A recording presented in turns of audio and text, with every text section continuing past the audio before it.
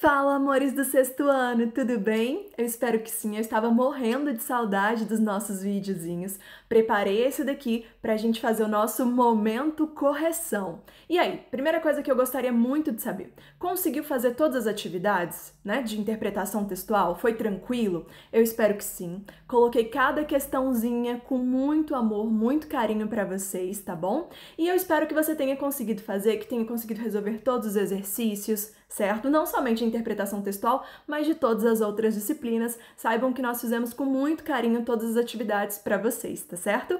E aí então a gente, parte literalmente para o nosso momento de correção, ok? E aí então, pega todo o seu material, faça as suas anotações, nós vamos fazer a correção dessas atividades, certo? Então, onde surgiu alguma dúvida, o momento de tirá-la é agora. Vamos lá? Segue comigo? Vamos. A nossa questão 1, você deve estar se perguntando, uai, tia Valéria, como assim? Já vai para a questão 2? A primeira questão era aquela pergunta mais maravilhosa do mundo. Qual é o seu nome? Qual é a sua série, a sua turma? E aí você colocou bem bonitinho para mim, eu vi, não se preocupe. E nós vamos para a questão 2. Na questão 2 eu coloquei a foto desse senhorzinho maravilhoso, super importante para a literatura, obras-primas que ele produziu, certo? José Saramago, isso mesmo. Primeira pergunta, pesquisou a respeito dele depois? Gente, você vai gostar tanto das obras, dos livros que ele produziu, viu? Pesquisa um pouquinho a respeito que você vai gostar. E aí eu coloquei um trechinho do texto que nós tínhamos lá, tá bom? Acompanha comigo que dizia assim: nasci numa família de camponeses sem terra, em Azinhaga, uma pequena povoação situada na província do Ribatejo, na margem direita do rio Almonda, a uns 100 quilômetros a nordeste de Lisboa. Meus pais chamavam-se José de Souza e Maria da Piedade. E aí você terminou de fazer a leitura, sem pressa, e a primeira questãozinha dizia pra gente assim: o trecho da autobiografia de José Saramago apresenta fatos relacionados ao seu nascimento, ok? Quando e de que forma o autor descobriu o seu nome completo? Como é que isso aconteceu? Você tinha que ter voltado no texto e ter colocado que ele descobriu, literalmente, esse nome completo aos 7 anos, certo? Quando o quê? Quando ele foi apresentar os documentos dele, de identificação, e ele literalmente notou que um dos sobrenomes que tinham lá era Saramago, e ele não sabia disso de forma alguma, né? Então, ele nunca tinha se atentado, e o mais importante é quando e como é que ele descobriu, entendeu? Então, com 7 anos, e aí foi o momento em que ele foi dar uma documentação específica que ele visualizou que ele tinha esse sobrenome Saramago, né? A próxima questão dizia pra gente o seguinte: querer não é poder, certo? Frustrar uma criança é impor-lhe limites, é dizer-lhe não, para que ninguém gosta, ninguém gosta de ouvir não, certo? A palavra não coloca um limite. Nós não podemos nem devemos atender a todos os pedidos da criança, porque os desejos têm uma medida muito maior do que a razão. Nós queremos muito mais do que podemos, mas sabemos o quanto é difícil para muitos pais exercerem a função de mostrar para a criança que querer não é poder. E aí a questão 3 dizia pra gente, segundo o texto, não é uma palavra que ninguém gosta de ouvir, porque... E aí você teria que ter assinalado corretamente a letra B. Por quê? Porque impõe limites. Ninguém gosta de ouvir o termo não, né? Ele consegue trabalhar com a questão da imposição, né? Das regras em si, ok? Bem tranquilo, né? Olha a questão 4. O princípio da igualdade, gente, uma coisa, vocês assistiram, voltaram nas videoaulas, coloquei lá bem certinho porque foram temas que a gente veio comentando, né, ao decorrer das nossas aulas e tudo mais. O princípio da igualdade ou da isonomia está previsto na Constituição, certo? De vários países, não é só do nosso país. E consiste na ideia de que todos são iguais perante a lei, independente de riqueza ou prestígio. E aí pediu pra gente ler o cartunzinho. E a primeira questãozinha, né, a primeira imagem dizia emprego. E aí ele foi super animado, super feliz, querendo essa oportunidade. E aí, olha lá embaixo, vagas para deficientes, entre.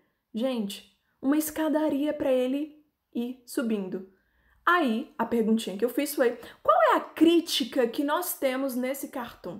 Gente, tá criticando? Você poderia ter colocado várias e várias respostas, ok? O sentido mais assertivo seria, então, que é uma grande falta de respeito aí com as pessoas que possuem alguma deficiência física, porque o cadeirante, ele não vai conseguir sozinho subir essa escadaria. Então é uma falta de respeito que aconteceu aí. As pessoas não estão realmente, né, seguindo a própria Constituição. Por quê? Porque não está tendo essa igualdade. A partir do momento que eu não tenho a acessibilidade para ele, não está tendo a igualdade, tá bom?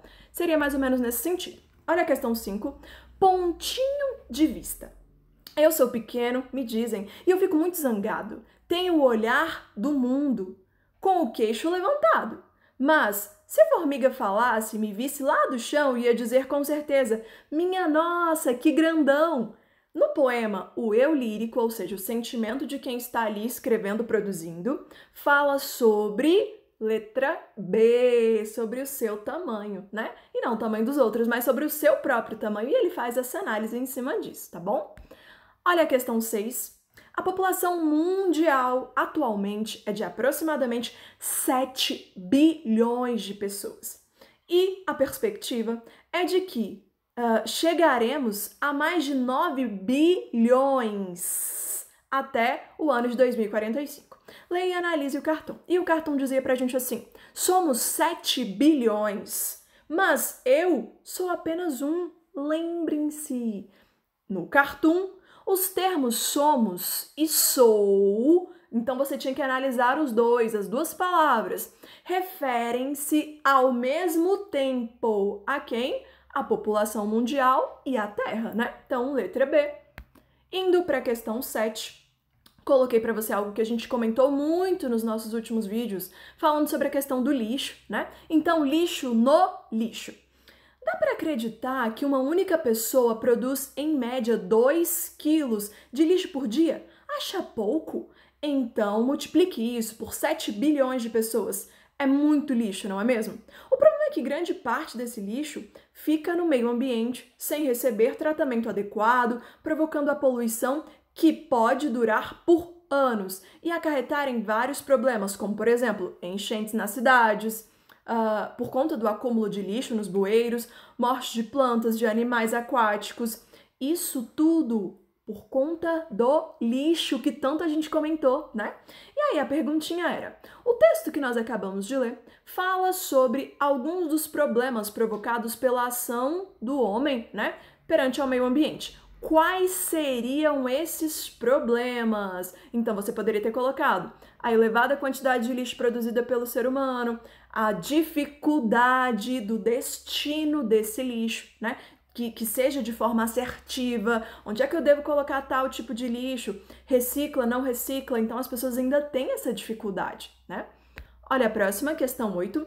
De acordo com o texto, muitas pessoas sem recursos financeiros sobrevivem utilizando esses resíduos que são descartados para a alimentação, né? Mostrando a péssima condição de vida dessas pessoas, principalmente nas grandes cidades, ok? Afirmar que a condição de vida de uma família é péssima. O que isso quer dizer? Você poderia ter ido aí no Google, digitado, pesquisado o significado da palavra, outros sinônimos, e com certeza você chegou à conclusão de que é uma condição de vida degradante, letra A, tá bom? Indo para a questão 9, observe o trecho a seguir ainda analisando o lixo no lixo, tá bom? O problema é que grande parte desse lixo fica no meio ambiente sem receber tratamento adequado, provocando a poluição que pode durar por anos. E aí você tem reticências, certo? Então há uma continuidade mesmo. E eu pedi para você explicar essa expressão, né? O que isso quer dizer? Gente, a gente tem muito material que demora muito tempo para entrar em decomposição. A gente tem como exemplo o próprio plástico, que pode permanecer na natureza durante anos, anos e anos, ok? E aí, então, eu queria muito saber, na questão 10, a sua opinião. Em sua opinião, o que poderia ser feito para que o problema do excesso do lixo nas cidades fosse, então, resolvido realmente? A gente comentou tanto isso em aula. E aí, o que você colocou? Né? Isso era muito importante para eu saber.